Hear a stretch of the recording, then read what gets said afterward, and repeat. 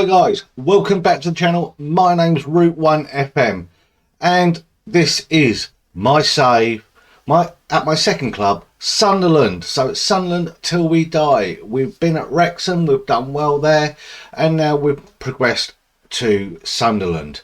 Now we are still in the Premiership. We are first quarter of the second season, so second season syndrome scenario going on. So hopefully we can break this now. After a successful league campaign last year, it's tackling Europe as well.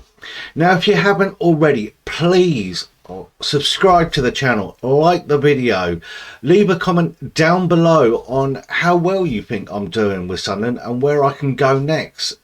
Give me some clues on what would you do if you were in my situation. Now if you haven't already, you can find me on my socials at Route 1 FM on Twitter, Instagram, TikTok, and of course I'm now a proud founder member of the FM Community Hub, which we have launched a website to try and help FM players, and we can promote our stories on there. That we'll be promoting tournaments as well, so get involved in that. I will leave a link to that in the description below. Now Sunderland, what can we do? In the last video you saw us win the Time Wear derby against Newcastle and do well in Europe. We're still doing well in Europe, but the question is how well our league form is going. And I will say now, as you can see from the position over in the other corner, we're at 13th with a media prediction of 18th, so it's not great at the minute at Sunderland. You'll understand why, but I have been on a bit of a winless, barren spell in the league, so we've got to do something about that. But in this video you're going to see two games. One game against Liverpool, and then if you caught my Twitter, the game against Southampton. So without further ado, let's get over to the game against Liverpool, which have got a very special player called Erling Haaland in their team. Now, as you can see, we're here at the Stadium of Light to take on Liverpool, but Greenwood and Moreno, we've tried a different formation by playing 4 at the back, 3 in midfield and 3 out and out strikers to try and change a little bit of fortune and to mix it up just a little bit. Don't want teams to get too complacent on how we are playing, but you can see they've got Foden in the team, they've got Haaland up there, but Sunderland holding their own. Charlie Pato playing it wide to Daniel Maldini, our bright spark for the season. Martinez with the ball in, finds Moreno at the back, gets across in Greenwood, and Greenwood scores. Greenwood gets the first goal in this game. It is 1-0 to Sunderland here at the Stadium of Light. Sam Greenwood, I think he should be in the England teams very soon, gets himself a goal. Foden from the free kick, and Gomez just plays it over.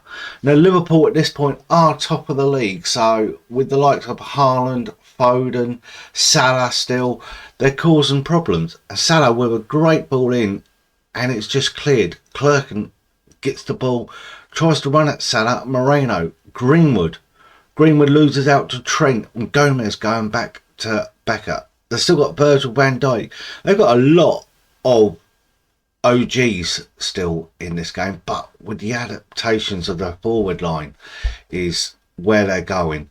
But Haaland's in. Haaland against Trafford. Trafford comes out on top with a nice downward save down to his left. Foden from the corner. It's all out Liverpool. They're trying to get back on level terms, and it's cleared by the Sunderland defence. Foden plays it wide to Salah. It's from corner to corner. Trent gets the ball in, looking for someone, and can't get it. Now we're in the second half with Clerkin. Can we capitalise on this lead that we've got in a minute? Wood to Neil to Greenwood. He plays in Moreno. Moreno's in. Moreno with a chip, and it's come off the bar. Oh, Sunderland so unlucky there. Wood to Pato. Back to Neil, but he loses out to Haaland. Fabinho. Virgil van Dijk there. Foden to out to the left. That is, so Liverpool are breaking. In it goes Haaland, and it is just over the bar. So Clerkin from the throw to Moreno. Moreno back to Clerkin. We're playing like we should be in top four. We're controlling it. Wood goes back to Trafford to Christ to Guabi. This young team doing well, and Greenwood's in again, but again he wins it back from Virgil. Moreno to Greenwood. Clerkin tries to get it into Maldini, and it's come to nothing. And Victor Osimhen picks up the ball on the left hand side to take it away. Looking for Haaland. Back to Virgil van Dijk. It's Sunderland are literally on the back foot now. Liverpool, it's all Liverpool, and look at that pace by Osimhen. Breezes past the defenders. Foden to Fabinho. Fabinho with a shot. And there is the equaliser from an unlikely source. Fabinho gets Liverpool back on level terms. The question is, where do we go now? Can we hold on to this draw? So looking for Greenwood, but it's come up short. Fabinho to Osimhen. Foden. Look at that. Victor Osimhen just gets in there. Goes back, and Haaland swings a leg, and Haaland makes it 2-1. That is really unlucky there, but good play by Liverpool. Can we pull it back? Maldini tries to look for Greenwood's little flick to go in the far corner, and it's gone past the far post. Trafford, who's had a really good game going up against Haaland and Salah and Foden and Victor Osimhen. Nil to Maldini. Maldini looking for Greenwood, but he hasn't got the pace to get past Gomez. It's a strong Liverpool defence, but Maldini has committed a late challenge, and that's a second yellow card for him. That's not good. Down 10 men. Foden looking for Salah. Trent's picked it up. Trent Alexander-Arnold, and Clerkin clears his lines. Gomez to Kamara. Virgil van Dijk out to left back, who's pushed forward. Mane is still there. Gets the ball in Haaland, and it's just missed. And Clerkin's trying to do Salah, and he's done it. And Trent can't get the ball in after that. It's all Liverpool at the minute. They are literally beriding the Sunderland goal, and Trafford and his back line are holding out to a 2-1 loss here at the Stadium of the Light. And now you join us away to Southampton. Can we change the fortune of the last 5 games? That's the question. And Southampton are in again, and Trafford puts them off actually. I thought he got a safe hand to that, but he didn't. Sunderland on the back foot. We're on a 6-game losing streak, with Southampton taking an early lead just after the half-hour mark through Zerik, I think that's how it's pronounced. So 1-0 down. What does Sunderland do? We changed it up in the formation in the second half to see if we can do something, but Sunderland come back on the attack. Yes, we've got Maldini back from the suspension, which is a big advantage. And I think Europe's taken its toll on us as well, where Southampton haven't got nothing to play for, and they've just missed a golden opportunity there. Trafford into Collins. Collins has been great this season. Him and Wood have found a good little partnership going on, but we've got to do it up front. We're not scoring enough goals, and that's one of the problems in the league. That's why we're going down for goals. And look at that, Southampton in again, but Trafford stands strong. We've gone back to the 4 at the back, 2, then the 3, and then the lone striker up front, which is Muniz at the moment. Nil couldn't get the ball in. Maldini done well to force them down to the bar line. But Southampton here at St Mary's looking strong, trying to find a second goal, and Trafford stand strong again. What a reaction save that was. Benrek looking wide to Dallup into Gardner, and it's been cut out. Trafford clears his lines to Moreno. Moreno into Muniz. Muniz 1-on-1. It's saved by Areola in the Southampton goal. De Silva into Greenwood. Moreno. Muniz. Nil. Greenwood's in. Greenwood. He saves again. Areola stands tall, and the chip just did not work for Sam Greenwood this time. Ward-Prowse with the corner, and it's cleared. Again, Sunderland doing really well defensively, I feel. And we're just getting done by sloppy goals in a way, just leaving players unmarked. And look at this, Dallup's in. What's he do? What a tackle that is by Collins. He managed to win the ball without giving a penalty away. Dived in on that one, but Maldini comes forward. Maldini with the ball, and Moreno wide open. Muniz, it's a goal. Sunderland have equalised. Is it slight offside there? No, he's given it. Moreno was onside with that ball played in. He had acres of room. Could have finished himself, but it got deflected back, and Muniz literally scissors kicks it in. Greenwood trying to hold down on Ward-Prowse. Dallup, Worrell, Southampton on the attack again, but Wood steps in to cut that out. Gunabi to Maldini. Maldini tries to find Greenwood, making that burst from the attacking midfield situation. Grabbing Moreno. De Silva.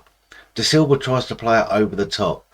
Neil picks it up after a great tackle by Collins, and Moreno in acres of room plays it into Maldini. Maldini straight across. Greenwood. It's 2-1 to Sunderland. Has the 6-game losing streak come to an end now? We are now 2-1 up. What could happen next? That is the next question.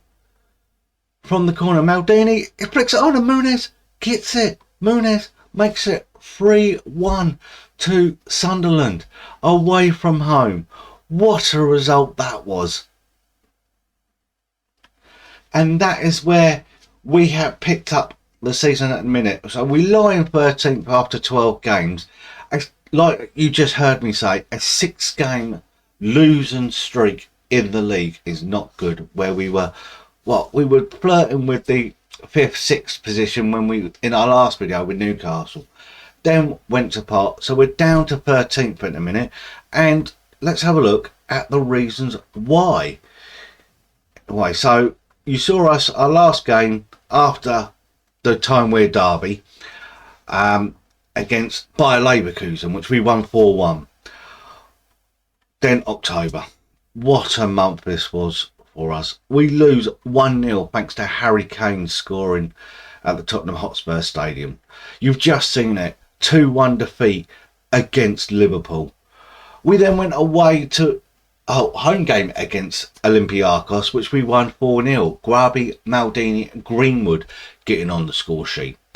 West Ham now, and we lose 3-1 at the London Stadium. Drew Yearwood getting his first of the season to put us 1-0 up just before half time, before 3 goals by West Ham. So tailor-made gaming, that one's for you, mate. So followed that by a 1-1 draw against Wolves. We were leading up until the 95th minute, and as you can see there, an equaliser was scored by Wolves. So come November time, can we change the fortunes? We started off with a 2-0 victory against Olympiacos, which puts us in good state in the Europa League. But we lose 1-0 to Chelsea. Romelu Lukaku after 81 minutes. That's why, look at the league form. What's that? 4 losses, 1 draw. Before that, a loss against Everton as well. So that's why our league form has dropped. You've just seen it. The 3-1 victory against Southampton. Santiago Muniz getting 2. Sam Greenwood getting 1. So it leaves us with November to do against Bayern and Watford before the hell of a schedule in December. I'm not looking forward to December. The team's got to be balanced. It's got to be right. It's going to be a tough December. So we could be in a relegation battle. Looking at obviously the competitions, Europa League, we have qualified. That's done. I can take a little bit of off the gas with that, but we have qualified there. Possibly trying to get into the top seed, shall we say? But Maldini's playing wonders there. Didn't mention Muniz was our top goal scorer in the Premiership. In the FA Cup, it's not been drawn yet, but we'll go from there. And of course, we're knocked out of the Carabao Cup. In the way of top goal scorers in all competitions, this is one of the things that you want to know. Who's our top goal scorer? It's actually, at the minute, Franklin, who's on loan at MK Dons as a young 19-year-old striker. Franklin de Jesus Silva. So a young Brazilian, 21, got very good potential. His highest was 6 goals. Muniz is in there with 5, but his game time's been very lacking. And I'll tell you why. Because we bought in a load of strikers to come in over the last couple of seasons. So Coyote's come in as a striker. He scored 2 and 4. We've got Angel Martinez, who's only played 5 games. He's hasn't scored yet this season. I played Sam Greenwood, more of a striker as well. He's got 4 this season. But it just seems like nothing's happening. Dave Azzopardi, he's still in it. He's made a sub appearance. We're going to try and get him some game time. But Clerkin's been playing well at left back, coming in for De Silva as well. But this team literally needs to evolve and do more things in order to keep with the competitions that we're in. Reason being, let's talk transfers at the minute, because it is very, very big. We lose a couple of players. So Ed Turns, who was really good last season, he's off to Sturm Graz in January. I've got a 5.5 million down payment on him. It could rise to 8.25. So he's gone. Jay De Silva had 15 offers. I've all rejected them because I've been using them as left back.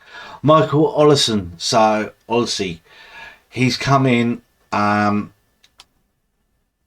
He come in from Malaga. 3.8 million. He's made 4 appearances. He wants first team football. I was hopefully going to use him as a bit of a squad player, move him around, bring him in. But Maldini's come in and done really well. But he is off to join Saint Etienne for 5.25 million, raising to 6.75. So I made a little bit of profit there. But probably one notable one is Angel Martinez, our top goal scorer from last season, the Mexican. Brought in as a backup striker in a way. He's still only 3-star potential. He's not going to budge from that. So in a way, I'm quite happy. But pre-season, he's got 10 goals in 7 games. Hasn't done it in the league or Europa League yet. Last season, he come to us from Seattle on a free transfer. Got himself 12 goals. And I've sold him for a whopping 14.5 million, going up to 24 million. If I can get that up on screen. So I've got that going on. So I've made a bit of profit there, bit turnaround. And with obviously the strikers, Santiago Muniz become unsettled. And he had options to go, but not a big one. Chivas, Leon, Tecluca, Atlantis wanted him, but I've decided to keep him. He's still young enough. He's still got a lot to do at this club. But who knows? But I will say, on the other hand, I have been approached with a job offer. Now, I don't know whether to... Obviously, I haven't been offered the job yet. I've had an interview. And that is at a little club In Spain, let's get the Spanish league up. That it will be the one to go for, and it is Valencia. Valencia has come knocking at my door to join them. Now, I don't know. I'm in two minds on this. So you look at their facilities, their training facilities, their finances. Yes, some of it is better than Sunderland. It's a completely different thing to do. Do I go over to Spain or not? That's the question. They lie 13th in La Liga at the minute. Their media prediction is 8th. But you think I've got to go up against Barca. I've got to get up against Real Madrid. After 12 games, they've won 4. They lie mid-table at the minute. Could be something to do. Looking at their squad as well, a lot of Spaniards, a lot of Portuguese sort of players. I've got to get rid of some of the deadwood. They've got a 36-year-old right back, so it's something to look at. I like to bring in young players as well, but leave a comment down below. What do you think I should do? Do I pack my bags and head over to Valencia, enjoy the sun? Look at that stadium. That's quite a nice stadium. So 55,000 compared to obviously Sunderland. Do I take it abroad? It's a bigger capacity there. Their training facilities are the same. Youth facilities are the same. Reputation and finances are half a star behind. Tell me what you think. Stay at Sunderland or jet off to Valencia. Guys, no matter what you call it, football, soccer, football, just remember, it's for the love of the game. And I will see you next time, either here or in Spain.